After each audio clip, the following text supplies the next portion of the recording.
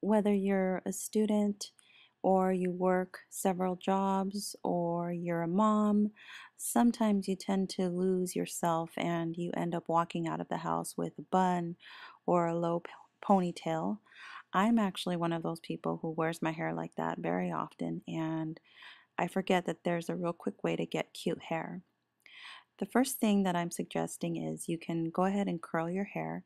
I am not sectioning my hair, as you can see. I'm just curling in random sections.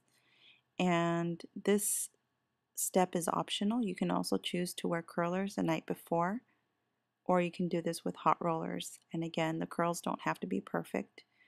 I did it to one side of my hair already, and as you can see, all of the curls are different. Some of them are waves, and I just did it really, really fast. So when I was done, I had just kind of like messy curls or waves, whatever you want to call them. The next thing I did is I parted my hair on the side. You can choose to part your hair any way you'd like. This is just going to add a different touch as opposed to doing the conventional slicked back look.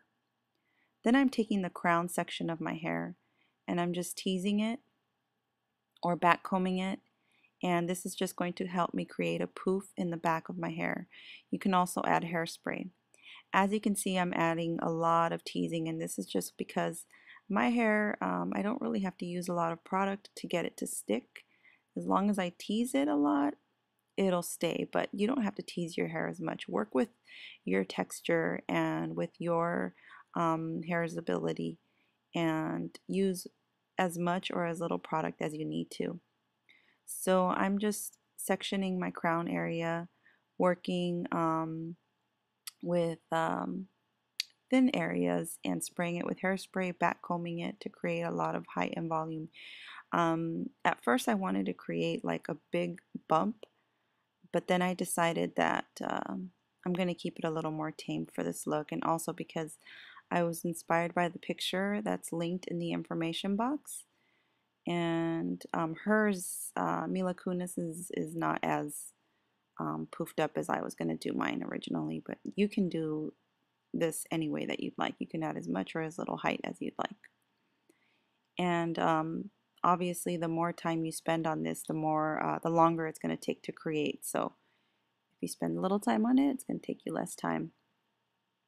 Next thing I did is I grabbed my hair into a ponytail and then I pushed it forward. At this point, you can decide again how high or how low you want it to be.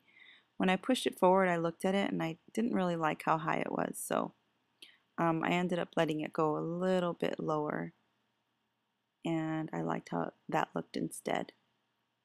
So when you're putting on the hair tie, make sure that you don't disturb that poof in the front.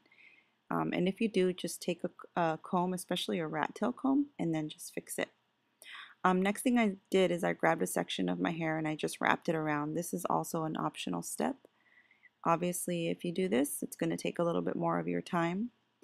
And if you're trying to do this under 5 minutes, you've got to kind of figure out if you can or if you can't. This took literally 5 minutes to do. I timed it. It was really, really fast, and I like how it turned out. So hopefully you guys like it too. And thank you guys so much for watching. I hope that you've been inspired.